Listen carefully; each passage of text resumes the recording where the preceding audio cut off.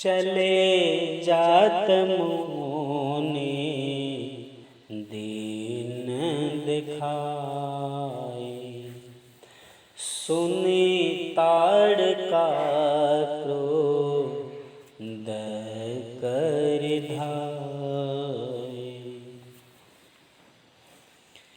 एक ही बाण प्राण हर दीना,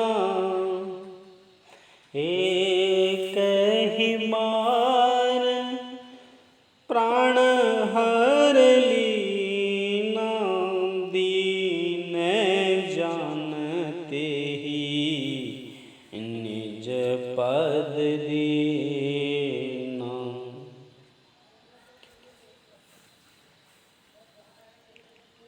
विश्वामित्र जी ने राम लक्ष्मण को ले जाते समय मार्ग में ताड़का को दिखलाया। सब सुनते ही वह बड़ा क्रोध करके दौड़ी। उसी समय प्रभु श्री राम ने एक ही बाण से उसके प्राण को हर लिया। दीन जानीते ही, और उसको दीन जानकर निज पद देना, अपना निज धाम उसको दिया। जब राम आए, ये सब सुनकर राक्षस मारीच आया। राम जी ने उसे भी बिना फल वाला बाण मारा। वह 100 योजन दूर जाकर समुद्र के उस पार जाकर गया। फिर सुबाहु को अग्निबाण मारा। इधर लक्ष्मण ने सारी सेना का संहार कर दिया। साधु समाज यह सब देखकर निर्भय हुआ। देवता आकाश में प्रभु श्री राम भगवान की स्तुति करने लगे। उसी समय उसी वन में जाते हुए फिर मुनि ने आदर पूर्वक कहा कि भगवान आप चलकर एक चरित्र देखिए। श्री राम जी ने सुना और सुनकर मुनि के संग चले। उसी समय आश्रम एक दिख मग माही, सखग मृग जीव जंतु तैह नाही। एक आश्रम देखा जहाँ जीव जंतु नहीं, केवल एक पत्थर की शिला दिखाई दी।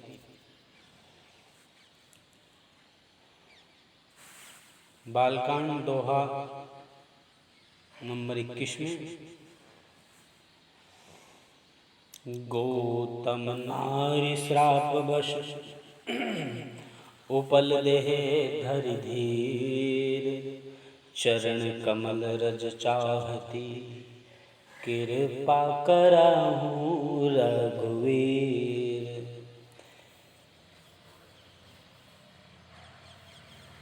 तब विश्वामित्र जी ने कहा, हे राम, आप इसको श्राप से मुक्त करिए।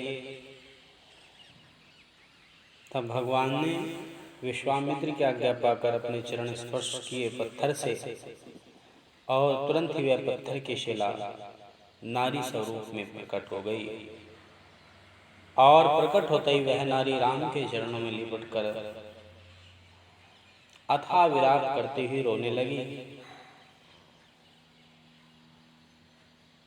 भगवान दया के धाम, कृपा के सागर।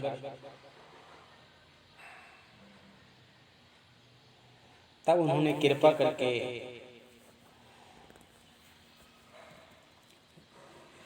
सती अहिल्या को पति लोक को भेज दिया।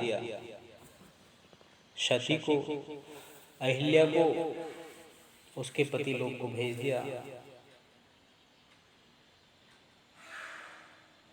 इसलिए गोस्वामी जी और संत वाणी रामचरितमानस हम जीव को समझाते हैं, अस प्रबोधीन बंधु हरि कारण रहित दयाल।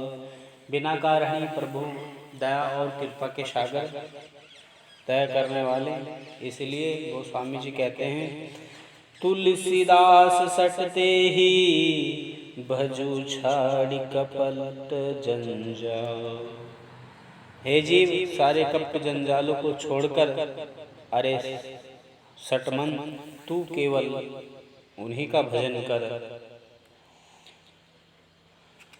जय सिया राम, जय जय सिया राम। इस तरह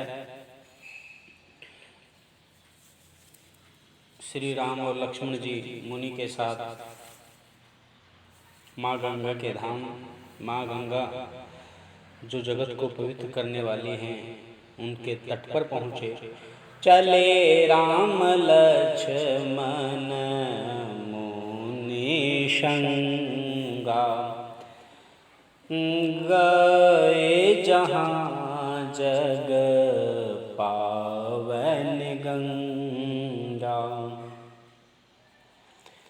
गाधी सुन सब कथा सुनाई, जेहि परकार सुर सरी मह आई। मुनि के साथ माँ गंगा किनारे पहुँचे दोनों भाइयों को विश्वामित्र जी ने वह सब कथा सुनाई, जिस प्रकार माँ गंगा पृथ्वी पर आई, तब माँ को श्री राम जी ने ऋषियों सहित माँ गंगा को प्रणाम किया और फिर स्नान किया। फिर शीघ्र ही आगे चले और जनकपुरी के निकट पहुँच गए। जनकपुरी के बाहर ही एक आमों का बगीचा है। उस बगीचे को देखकर विश्वामित्र जी, राम जी और लक्ष्मण जी वहीं रुक गए।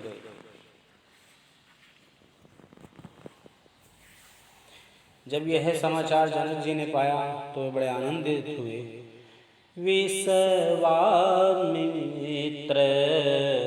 महामुनि आए, समाचार मिथिला पति पाए।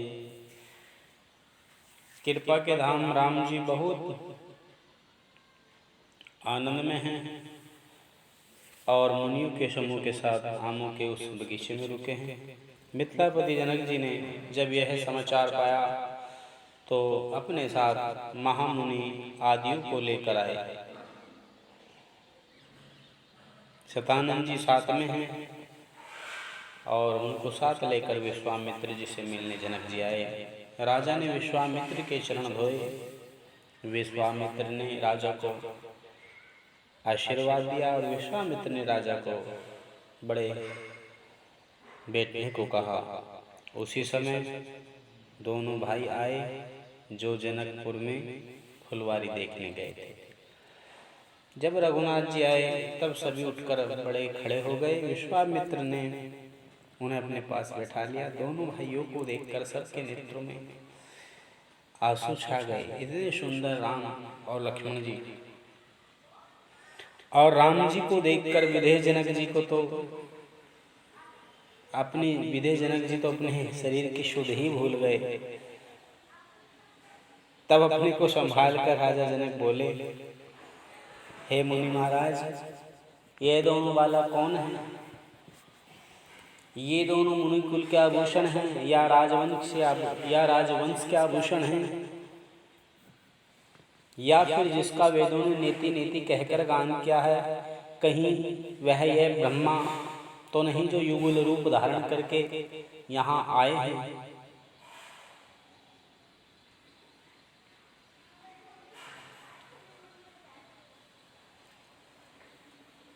सब बातें पूछी। तब मुनि ने अपनी बातों के ज्ञान से उनको संतोष दिया और फिर जनक जी मुनि की प्रशंसा करके राजा उनको नगर में लेवा चले। राजमहल में विश्वामित्र, लक्ष्मण और राम जी को ठहराया। तब राजा आज्ञा मांगकर वहां से चले गए। शाम के समय लक्ष्मण के मन में जनकपुर की देखने की इच्छा हुई।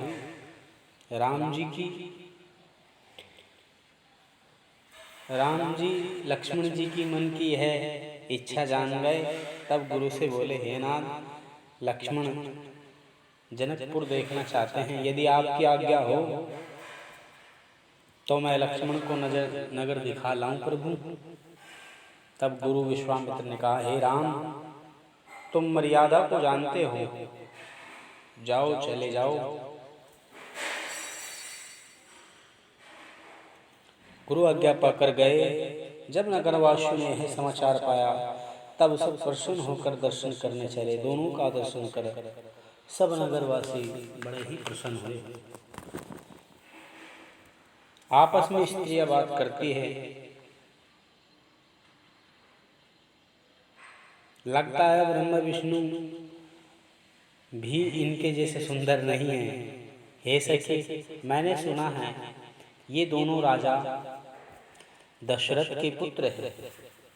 ये राजा के पुत्र विश्वामित्र की, ये राजा के जो पुत्र है विश्वामित्र की रक्षा करने के लिए आए थे और इन्होंने राजा राक्षसों को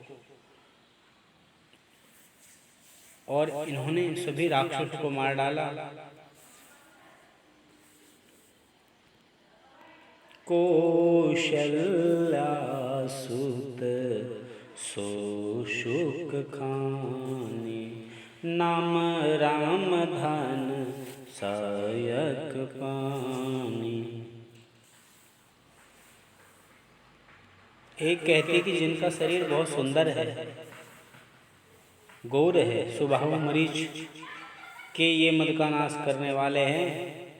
और हे सखी, इनका नाम राम है।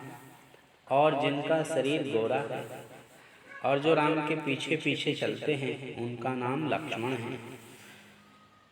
और इनकी माता का नाम सुमित्रा है। और राम की माता का नाम कौशल्या। दोनों भाई मुनि का काम करके और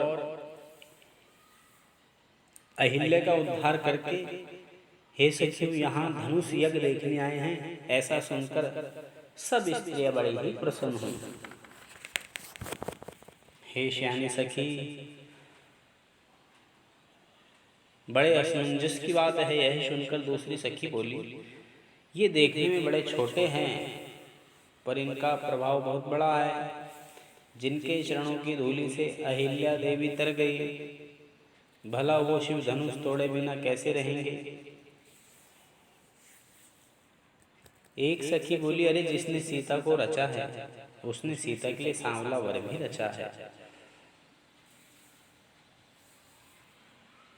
कुछ सखियां बोली, ऐसा ही हो, कम से कम ये हमारे जनकपुर में पाहुने बन के आया करेंगे तो हम इनसे मिल तो लिया करेंगे। इस प्रकार सब देखकर, सब सुनकर और देर हुई जानकर सखियां चली गई।